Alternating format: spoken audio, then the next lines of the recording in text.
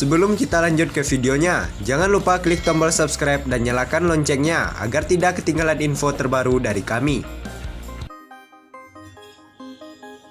Selama ini jadi misteri, Ariel Noah akhirnya beberkan rahasia karismanya yang bisa bikin banyak wanita tergila-gila.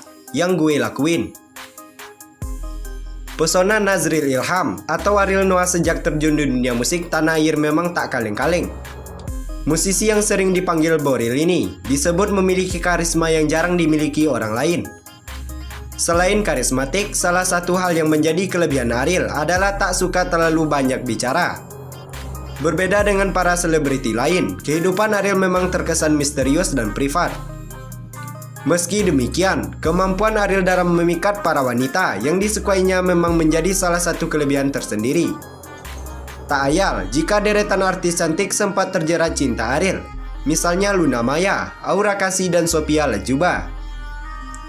Selain itu, beberapa bulan lalu, Nikita Mirzani juga sempat belak-belakan hanya Ariel Noah seorang pria yang membuatnya terpesona lantaran pesonanya tak pernah pudar. Nikita bahkan berandai-andai jika Ariel menjadi suaminya kelak. Melihat pesona Ariel memang selalu membuat orang-orang penasaran dengan rahasia Ariel. Saat sedang main game online, salah satu pembawa acara di game tersebut pun tak malu-malu menanyakan rahasia Ariel. Melalui pertanyaan dari banyak orang, seorang presenter tersebut pun langsung bertanya, ditilik dari kanal YouTube Sahabat Noah Palangkaraya, Selasa 14 Juli 2020 saat Ariel diwawancarai oleh Indosport. Karisma, apa sih ini pertanyaannya sebenarnya? Tanya sang presenter sembari bercanda.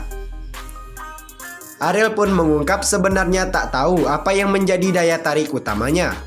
Nggak tahu, gue sebenarnya nggak tahu sebenarnya itu apa, ungkap Ariel. Namun, Ariel berpikir sejenak kemungkinan karismanya timbul karena selalu berusaha totalitas dalam segala hal. Tak ayal jika Ariel kini menjadi salah satu musisi dengan banyak memiliki penghargaan. Tapi gue selama ini coba bikin sesuatu, misalnya dari musik, coba buat karya yang bagus. Dari apapun yang gue kerjain selalu bikin hasil, itu aja yang gue kerjain, tutur Ariel.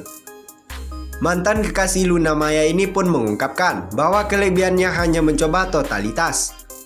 Di luar dari totalitas mengerjakan sesuatu, Ariel tak tahu lagi apa yang menjadi daya tariknya. Sisi yang lain-lainnya gue nggak ngerti, ungkap Ariel. Mendengar jawaban jujur Ariel, pembawa acara pun mendoakan agar pentolan band Noah itu makin sukses. Mantap, sukses terus Bang Boril, doanya. Ceraikan Laudya Cynthia Bella, Engko Emran rujuk ke mantan istri. Laudya Cynthia Bella kini sudah berstatus sendiri. Pernikahannya bersama pengusaha asal Malaysia, Engko Emran sudah resmi berakhir dengan perceraian. Rumah tangga yang terlihat jelas hanya bisa bertahan selama 2 tahun. Setelah perpisahan Bella dan Emran terungkap, publik bertanya-tanya apakah Engko Emran akan rujuk dengan yang dibicarakan Era Fazira setelah bercerai. Terkait hal ini, Era Fazira pun angkat bicara dengan reaksi yang cukup mengebohkan. Berikut penjelasannya. Setelah bercerai dari Laudya Cynthia Bella, berbicara kabar yang mengatakan kalau Engko Emran akan rujuk dengan yang diundang berbicara Era Fazira. Namun, kabar ini dibantah oleh Era. Dia tetap menolak untuk rujuk. Menurut Era, apa yang harus terjadi antara dirinya dengan Emran adalah masa lalu yang tak perlu diungkit lagi. Rujuk dengan siapa? Emran? Ma, apa-apa, pembicaraan tuh janganlah. Masa lalu ya masa lalu, kita udah masa lalu. Teriak Era heboh saat membangkitkan media yang dicari intip selap dari video di kanal YouTube Budi Channel Sabtu 18 Juli 2020.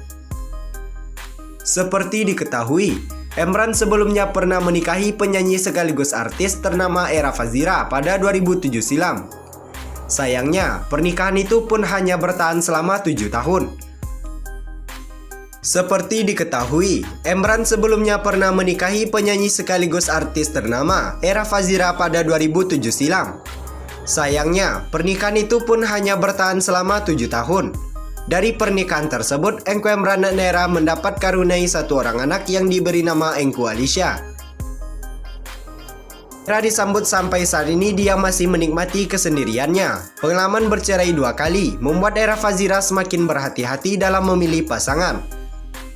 Meski begitu, dia tidak pernah menutup lagi untuk kembali berumah tangga. Terlebih putrinya sudah sering bertanya soal tersebut. Belum ada orang, kalau ada alhamdulillah. Tak ada yang tak apa, aku tak pernah menutupi hati saya. Kalau kita suka seseorang ya ayo pergi. Agaknya mungkin menjadi pengalaman yang lebih hati-hati. Tidak ada yang berminat, kita mungkin susah percaya. Kita harus betul-betul bebernya. Tentu saja ingin menikah lagi, mengapa tidak, tetapi harus menjawab dulu. Kita sudah berumur sudah lama. Dalam doa pun saya selalu berdoa bertemu jodoh. Alicia juga bertanya meminta adik, saya melihat minta ke Bapak Yu. Tanda Era Fazira seraya tertawa. Hana Nifa terancam jadi tersangka. Krisata sering pergoki sang pacar nonton video seperti ini. Baru-baru ini, nama Hana Nifa tengah ramai diperbincangkan. Usai digerebek di hotel karena prostitusi, segala hal tentang Hana Nifa bermunculan ke publik, termasuk hubungan asmara.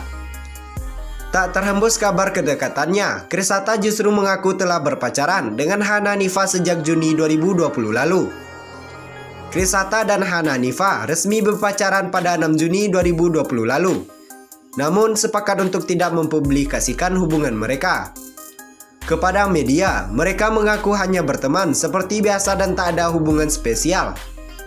Terkait prostitusi yang kini menjerat Hana Nifa, Krisata pun membeberkan kebiasaan yang sering dilakukan oleh kekasihnya itu. Hana Nifa diceritakan sebagai sosok yang rajin dan taat beribadah.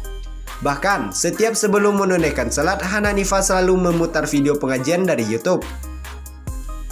Kebiasaan itu sering diamati oleh Krisata ketika menghabiskan waktu bersama. Tak sampai di situ, Hana Nifa juga sering menyelipkan video pengajian ketika mengobrol dengan Krisata. Pengajian yang diputar disesuaikan dengan topik yang sedang dibahas oleh keduanya. Sebelum salat dia suka nyetel di YouTube pengajian gitulah. Itu aku perhatikan 4-5 kali, ungkap Krisata. Bahkan kalau kita lagi ngobrol di ruang tamu bisa ngomongin teman dia tuh, teman aku juga sembari selingin pengajian itu, tambahnya. Kebiasaan lain dari Hana Nifa juga diungkapkan oleh pihak keluarga. Ditemui di lain kesempatan, pihak keluarga mengaku selalu menemani Hana Nifa ketika diharuskan pulang larut malam dalam menjalankan aktivitasnya. Hal tersebut disampaikan dalam video yang diunggah di kanal YouTube Bibdo Senin 13 Juli 2020. Dijelaskan oleh perwakilan keluarga, Hana Nifa tak pernah pergi sendiri apabila harus pulang malam. Satu anggota dari keluarga Hana Nifa akan selalu menemani hingga ia sampai di rumah. Pihak keluarga menuturkan, Hana Nifa selalu dijaga olehnya ketika harus pulang larut. Sama saya, kalau misalkan sampai pulang malam itu pasti sama saya, gitu karena saya yang ngajain, ungkap pihak keluarga Hana Nifa. Untuk keluarga besar, diterangkan sudah mengetahui soal kabar yang menyeret nama Hana Nifa. Informasi didapatkan melalui berbagai kanal infotainment yang ada dan memberitakan. Diketahui, seluruh keluarga sempat syok mendengar kabar tersebut termasuk sang mama. Mereka masih bertanya-tanya alasan Hana Nifa hingga terseret dalam dugaan kasus prostitusi. Meski demikian, pihak keluarga saat ini sudah mulai tenang kembali. Karena keluarga mendapatkan informasi bahwa Nifa masih berstatus sebagai saksi. Kalau kabar beliau pasti tahu, yang namanya infotainment pasti mendengar, jelas pihak keluarga Hana Nifa. Sempat merasa syok, nggak cuma mama sama keluarga syok karena kenapa sampai seperti ini, tambahnya. Tak hanya itu, pihak keluarga kemudian membantah apabila Hana Nifa dalam kondisi ekonomi yang tidak baik.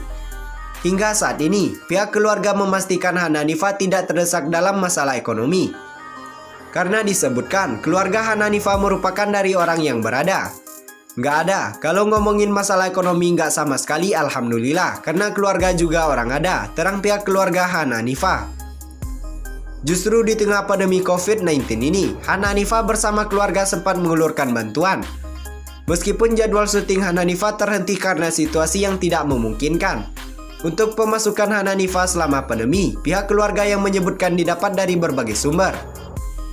Mulai dari membuat konten untuk kanal YouTube hingga endorse yang masih terus masuk. Tak hanya itu, pendapatan Hana Nifa juga berasal dari Facebook fake miliknya.